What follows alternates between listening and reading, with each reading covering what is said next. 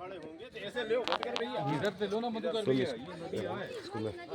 मैं बात करूंगा, ऐसे पकड़ बस बेतवा को लेकर तमाम दावे किए जाते हैं कि बेतवा नदी का किस तरह कायाकल्प होना था, लेकिन आज भी बेतवा प्रदूषित है और इसी का जायजा लेने हम इस स्थान पर। मतलब बेतवा की जो स्थिति लग रही है, पहले ऐसी देखा है, अब हालत बदतर है क्या? बहुत पहले से ऐसी हालत नहीं थी, पहले की स्थिति थोड़ा सुधार था। अब अति से ज़्यादा गंदगी इस नदी में पाई जा रही है।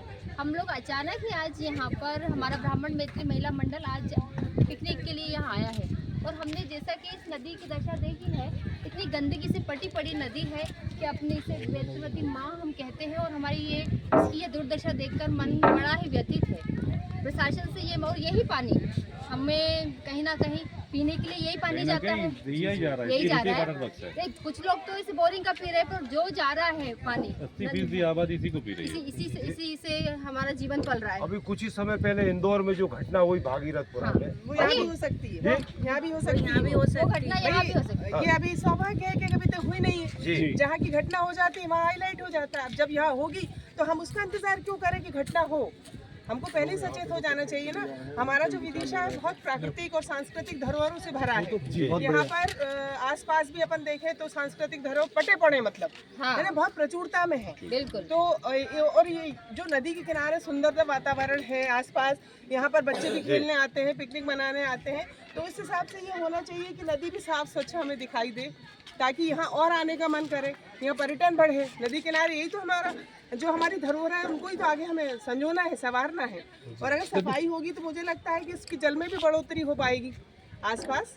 तो यही निवेदन है कि अगर हमारा सहयोग लगता है तो अपन अपना भी सहयोग देंगे इसको साफ करने में। प्रशासन से और जिम्मेदार लोगों से बस हमारा यही आग्रह है और करबद्ध आग्रह है कि नदी को नालों से न जोड़ा जाए, मतलब नालों को नदी से न जोड़ा जाए, नालों को एसटीपी से जोड़ा जाए और उसे अलग किया जाए, जिससे नदी आधी तो नदी वैसे ही स्वच्छ हो जाएगी और फिर आधी जागरूकता के साथ हो जाएगी। आने वालों से ये निवेदन है कि गंदगी ना करें।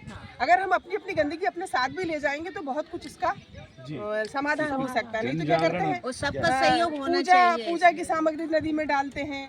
यहाँ जो पिकनिक मनाई जाती है वो भी प्लास्टिक वगैरह भी इसमें जाता है। तो जो लोग भी यहाँ पर करते हैं वो उनसे निवेदन है कि ऐसा ना करें। जन जागरण चलाना चाहिए ना इसमें अपन लोगों को। सवाल ये है कि जनता जागरूक है और जनता जहाँ भी कार्यक्रम होता है वहाँ जाते हैं। मुख्य रूप से इसके लिए जिम्मेदार है, आगे उन्हें आना पड़ेगा। सुनने को तैयार ही नहीं ना, वो तो कहना स्वच्छ है नदी। तो फिर हमें फिर इसके लिए फिर परिणाम भी उन्हें भुगतना इन लोगों का स्पष्ट कहना ये है कि यहाँ पर पिकनिक दावत भी यदि करते हैं तो पानी बाहर से लाना होता है।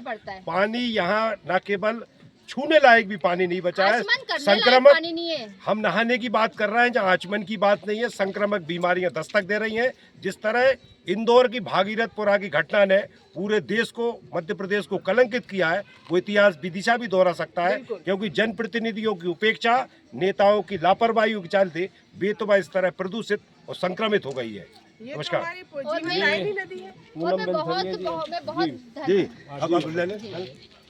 बेतवा नदी का एक है, उसको स्वच्छ रखना बहुत ज़रूरी है, मानवता के लिए भी और जनता के लिए भी। स्वच्छ पानी जाएगा तो जनता स्वच्छ रहेगी, स्वस्थ रहेगी, तो नगर में, शहर में और अच्छे जागरूक होंगे तो शहर में अच्छे से काम हो सकता है।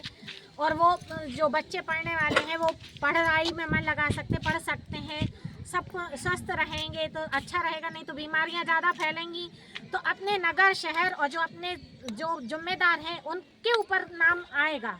और हम नहीं चाहते कि हमारे शहर का नाम खराब हो, नाम अच्छा हो, ऊंचा हो, बच्चे अच्छे निकलें, भविष्य उनका अच्छा रहे और जो पब्लिक, जो आम जनता के लिए जो पानी सप्लाई हो रहा है वो स्वच्छ रहे। सारी जिम्मेदारी सबकी है और इसको स्वच्छता के लिए, साफ करने के लिए जो भी सहयोग चाहिए हम लोग महिलाएं सब लोग देने के लिए तैयार हैं। Ranjana, thank you. रंजना जी, प्रकृति की धरोहर है। हम विदिशा के नागरिक हैं और विदिशा में ऐसी कई जगह हैं जहाँ पर देखने जाए या पर्यटन स्थल के हिसाब से ये बहुत ही अच्छी जगह है, बहुत ही सुंदर प्रकृति का दृश्य है। लेकिन प्रकृति की जब इन चीज़ों को देखते हैं तो थोड़ा सा दुख होता है देखकर कि यदि सफाई भी होती यहाँ तो अच्छा लगता। और ये पेयजल के योग्य है, देखिए जरा आप इसको देख के बताइए पेयजल के योग्य है एक्चुअली अब निवेदन से काम नहीं हमारी चलेगा। जिम्मेदारी नहीं है, हर व्यक्ति विशेष की भी अब जिम्मेदारी है। निवेदन से काम नहीं चलेगा। अब उसके प्रकृति लिए की विशेष सुरक्षा हमारा धीरे दायित्व से भी लिए बनता जा रहे हैं देवेंद्र राठौर जी, सुजीत देवलिया जी और आप सभी मिलकर, जैसे इस सभी को, समाज को और पूरे शहर को इस दुर्दशा से जोड़ने का प्रयास कर रहे हैं। और आप सभी को बहुत बहुत साधुवाद, धन्यवाद। और आप लोगों ने इस दुर्दशा को जनता के सामने आप ला रहे हैं, इसलिए हम आप सभी के आभारी हैं। धन्यवाद। धन्यवाद। क्या आप लोग इस वक्त जो ब्राह्मण मित्र